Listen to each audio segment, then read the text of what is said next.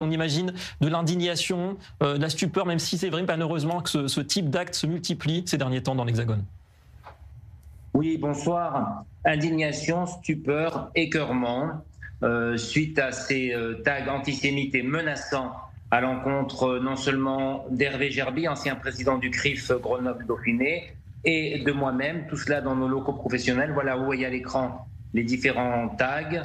Ce que je tiens à dire, c'est que ces tags ne me font absolument pas peur et ne m'intimident absolument pas. Je continuerai ma tâche de président du CRIF très sereinement. Sereinement. Et donc la suite, est-ce que ça pourrait ressembler à des poursuites? D'ailleurs, il me semble qu'il y a déjà des poursuites qui sont engagées ou qui vont être engagées suite à ces faits. Tout à fait. Donc la police est venue, a fait des constatations. Mon confrère Hervé Gerby a déposé plainte. Je déposerai moi-même plainte demain après-midi. Et donc il y aura des poursuites. Et j'espère que l'auteur ou les auteurs de ces tags criminels seront arrêtés, poursuivis et lourdement condamnés. Vous faites confiance au pouvoir public dans cette affaire pour vous aider, pour tout faire justement pour non seulement retrouver les fautifs, mais aussi prévenir ce type d'action à l'avenir? Oui, j'ai confiance dans la police de mon pays qui est d'ores et déjà mobilisée. Elle a commencé le travail, elle est venue faire les constatations techniques sur place.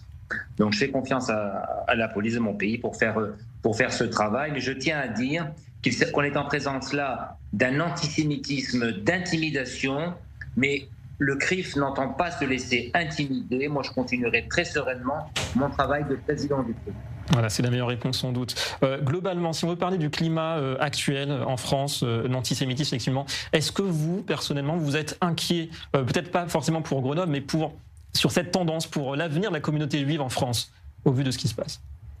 Pour vous dire la vérité, je me pose sérieusement la question du maintien de la communauté juive en France. Est-ce qu'elle va pouvoir continuer à vivre dans un pays où sans cesse elle subit des agressions antisémites, où plus aucun juif pratiquement ne porte la kippa sur la tête, enlève sa mezouza, utilise un faux nom pour commander un Uber? Ça devient insupportable. On se cache aujourd'hui d'être juif.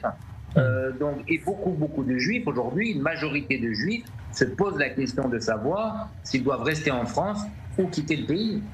Et d'ailleurs, peut-être plus chez les jeunes, il y a une tendance à évaluer de plus en plus cette possibilité de quitter la France, peut-être vers Israël, évidemment, comme première destination. Est-ce que vous ressentez ça, une forme de tendance? Ah oui, ça je le ressens clairement. Je le ressens clairement, aussi bien pour les jeunes, mais même pas seulement pour les jeunes. Pour les jeunes, c'est plus facile de se poser la question parce qu'ils n'ont pas d'attache, parfois ils ne sont pas mariés, ils n'ont pas commencé de carrière professionnelle. Donc pour eux, la question se pose plus facilement. Mais c'est toute la communauté qui se pose aujourd'hui la question. Rendez-vous compte qu'on a fêté Kippour. Les Juifs s'inquiétaient d'entrer dans la synagogue et se demander s'il y allait avoir une sécurité suffisante et s'il n'y allait pas y avoir un attentat. On n'a jamais connu ça auparavant.